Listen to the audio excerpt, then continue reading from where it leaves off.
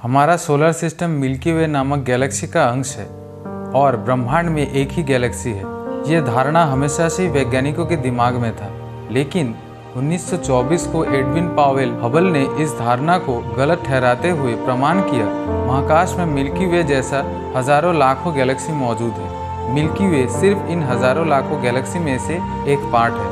तो दोस्तों, आज हम महान वैज्ञानिक एडविन हबल के बारे में और उनके आविष्कारों के बारे में 10 अनोखे बातें आपके साथ शेयर करने वाला हूँ। शुरू करने से पहले जिन्होंने अभी तक मेरे चैनल को सब्सक्राइब नहीं किया है, वो फ्यूचर में और भी कुछ इंटरेस्टिंग चीज़ों के बारे में जानने के लिए मेरे चैनल को सब्सक्राइब कर लें। एडविन का जन्म 20 नवंबर 1889 को मार्शफील्ड, मिसौरी में हुआ।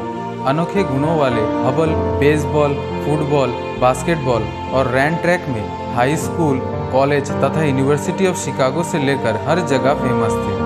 द यूनिवर्सिटी ऑफ शिकागो से मैथमेटिक्स और एस्ट्रोनॉमी के ऊपर BS खत्म करने के बाद उन्होंने कुछ सालों तक न्यू एबनी हाई स्कूल में स्पेनिश, फिजिक्स और मैथ्स को पढ़ाया था। लेकिन उनका लगाव एस्ट्रोनॉमी से होने के कारण उन्होंने टीचर की जॉब छोड़कर यूनिवर्सिटी ऑफ शिकागो के यर्क्स ऑब्जर्वेटरी से एस्ट्रोनॉमी की पढ़ाई की और अपना थीसिस फोटोग्राफिक इन्वेस्टिगेशन ऑफ फेंट नेबुले के लिए PhD डिग्री हासिल की। अच्छे खिलाड़ी होने के साथ साथ वो सेना में योगदान भी कर चुके हैं। 1917 में हबल ने US आर्मी के 86 डिवीजन में बतौर वॉलंटियर के रूप में काम भी किया। जब 1942 को सेकेंड वर्ल्ड वॉर शुरू हुआ, तब उन्होंने आर्मी में वेपन्स टेक्नोलॉजी डेवलपमेंट का काम किया। 1920 में एंड्रोमेड नेबुले के अध्ययन के दौरान उन्होंने कुछ धीमा चलने वाला तारों को देखा और अपने 100 इंच टेलीस्कोप को और नज़दीक लाके ध्यान से देखने के बाद हबल उनमें से एक तारा को देखने में सफल हो पाए थे। सेफियर्ड वेरिएबल नामक इस तारा को वैज्ञानिक डिस्टेंस मेजरमेंट के लिए यूज करते हैं। कुछ दिन के अध्ययन के बाद उनको और भी कुछ तारों का अंदाजा लगा। धीरे धीरे उनको यकीन हो गया था एंड्रोमेड नेबुला कोई तारों का जमावट नहीं, बल्कि एक अलग सा गैलेक्सी है।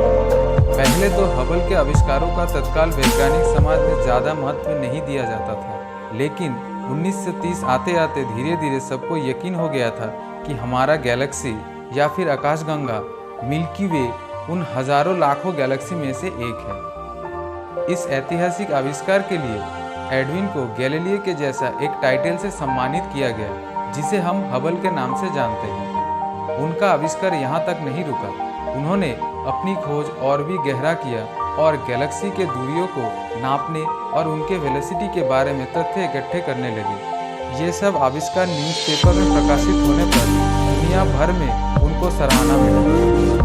हबल्स ने बताया गैलेक्सीज की दूरियां बढ़ने पर उनका बाहरी हिस्सा और ज़्यादा लाल कलर का हो जाता है, जिसे हम रेड शिफ्ट बोल सकते हैं। हबल्स के इस आविष्कार को हबल्स लॉ के नाम से जाना जाता है।